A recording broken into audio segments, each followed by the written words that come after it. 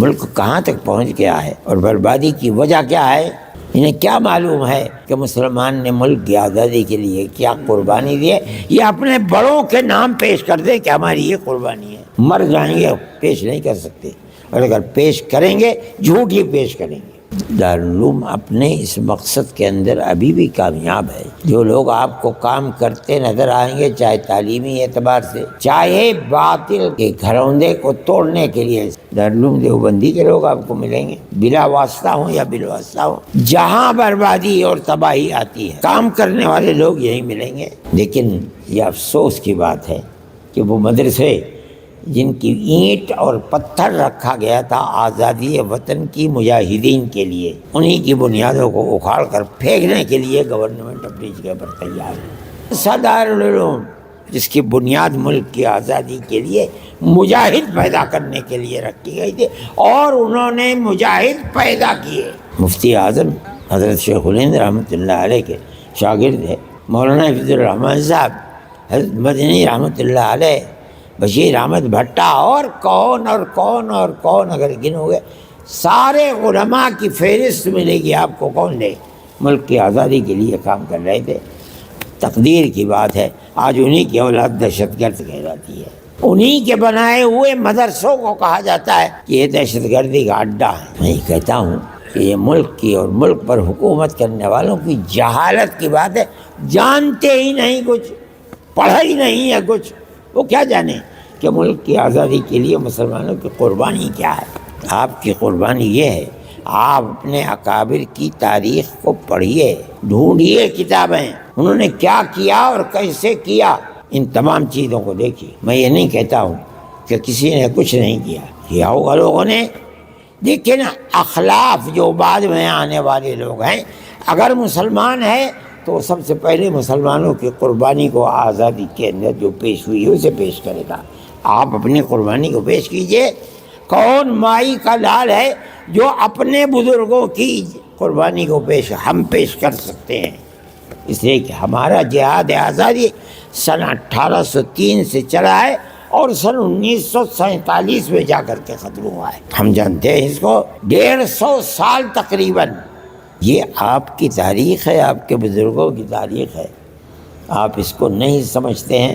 میں کہتا ہوں سمجھنا چاہیے، پڑھنا چاہیے، تاکہ آپ کے دل کے اندر حوصلہ اور قدر پیدا ہوگی آپ کے بزرگوں نے کیا کیا ہے ملک کے لیے، قربانی کیا دی ہے۔ لیکن میرے بھائی زمانہ بدل گیا، اب جو لوگ ہیں وہ ملک کو، وہ پرانی تاریخ جو مسلمان کی تاریخ تھی، ہر تاریخ کو مٹا رہے ہیں۔ نصاب تعلیم کے اندر اپنی سچی جھوٹی تاریخ کو لوگوں گرا کر رکھ رہے ہیں، اور وہ سچی تاریخ جو مسلمانوں کی آزادی وطن کی تاریخ، اس تاریخ کو آگ لگا رہے ہیں۔ آپ حضرات کو پڑھنا چاہیے، اس طرح کی کتابوں کو تلاش کر کے ان کتابوں کو پڑھنا چاہیے، اپنے آباء و اجداد اور اساتذہ کے اساتذہ کی تاریخ کو پڑھنا چاہیے۔ میں یہ بات کہہ رہا ہوں آپ کو، کوئی چیز اس میں چھپی ہوئی نہیں ہے۔ یقیناً وہ لوگ بھی یہاں بیٹھے ہوئے ہوں گے یقیناً جو میری اس تقریر کو ریکارڈ کر کے اور اپنے مرکز تک بھیجے۔ میں نے کوئی چوری کی بات نہیں کی ہے، یہ تو کتابوں میں لکھی ہوئی باتیں ہیں۔ ہم جو کہتے ہیں ہمارا سینہ اتنا بڑا ہے، 52 انچ کا نہیں 100 انچ کا ہے ہمارا سینہ، اس وجہ سے کہ ہمارے آباء و اجداد نے ملک سے غلامی کی زنجیر کو نکالا اور حکومت کرنے والوں کے چہرے کے اوپر کالک پوت دی۔ کوئی اور اس کی نظیر پیش نہیں کر سکتا۔ میں آپ کو بتاؤں، گاندھی جی کو مہاتما بنانا حضرت شیخ الہند رحمۃ اللہ علیہ کا کام ہے، آپ نہیں جانتے ہیں۔ مدرسوں کا کردار یہ ہے، یہ مت سمجھیے کہ صرف مدرسے پڑھانے کے لیے ہیں۔ حضرت نانوتوی رحمۃ اللہ علیہ کا مقصد کیا تھا؟ شیخ الہند بتا رہے ہیں کہ کوئی نہیں جانتا، میں جانتا ہوں۔ کیا مطلب؟ علم ہے، لیکن بنیادی طور پر مجاہدین جو 30-32 ہزار کی تعداد کے اندر صرف دلی میں، ورنہ سنبھل، مراد آباد، میرٹھ، یہ دیوبند سے 3-3 4-4 میل کے اوپر پھلاس اور سانپلا ہے، آگ لگا کر ختم کر دیا گیا تھا، پوری آبادی مسم کر دی گئی۔ دیکھیے علماء کے ساتھ تھے، اس تاریخ کو کوئی جانتا ہی نہیں ہے، نہ آپ لوگ پڑھتے ہیں نہ آپ لوگ جانتے۔ لیکن جانیے ملک کے اندر ہمارا یہ کردار تھا، اور ملک کی آزادی کے بعد آپ دیکھیے ہمارا مقصد صرف ملک کو آزاد کرنا تھا، اس کے سوا کوئی اور مقصد نہیں تھا۔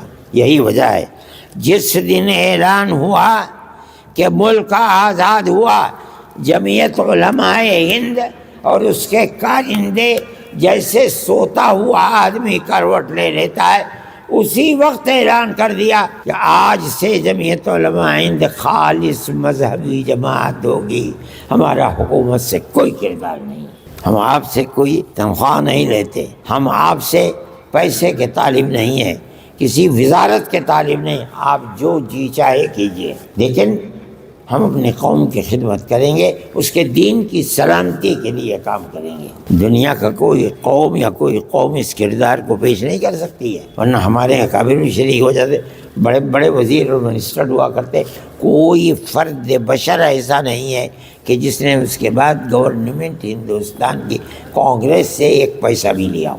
میں اس کردار کو آپ کے سامنے یہ بتا رہا ہوں کہ حکومتیں اس کردار سے ناواقف ہیں۔ بات خراب ہو گئی، ملک آزاد ہو گیا۔ ملک کی آزادی کے بعد وہ طبقہ جس کو آزادی کے اندر کوئی قربانی دینے کی توفیق بھی نہیں ہوئی، وہ حکومتوں کے اندر آتے رہے یکے بعد دیگرے، اور انہوں نے مسلمانوں کی اس تاریخ کو موت کے گھاٹ اتار دیا۔ وہ جن کے آبا و اجداد ملک کی آزادی کے لیے پھانسی پر لٹک چکے، ان کی اولاد کو آج کہا جا رہا ہے کہ یہ دیش ویرودھی ہیں، ملک کے دشمن ہیں یہ لوگ، ان کو جیلوں میں ڈال دیا جاتا ہے۔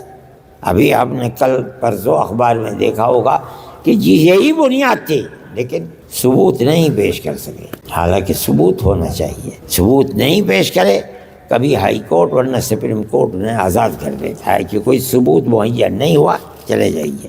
یہ ملک کی فرقہ پرستی کی طاقت ہے، ملک کو چلانے والی یہ طاقت نہیں، یہ ملک تو برباد ہو رہا ہے۔ ہمیں افسوس ہوتا ہے کہ ہمارے باپ دادا نے جس ملک کے لیے انگریز کی 9 10 سال کی جیل کاٹی ہے، ان کی ان قربانیوں کے بعد ملک جا کہاں رہا ہے۔ اس وقت ڈالر کی قیمت کیا ہے آپ کو معلوم ہے؟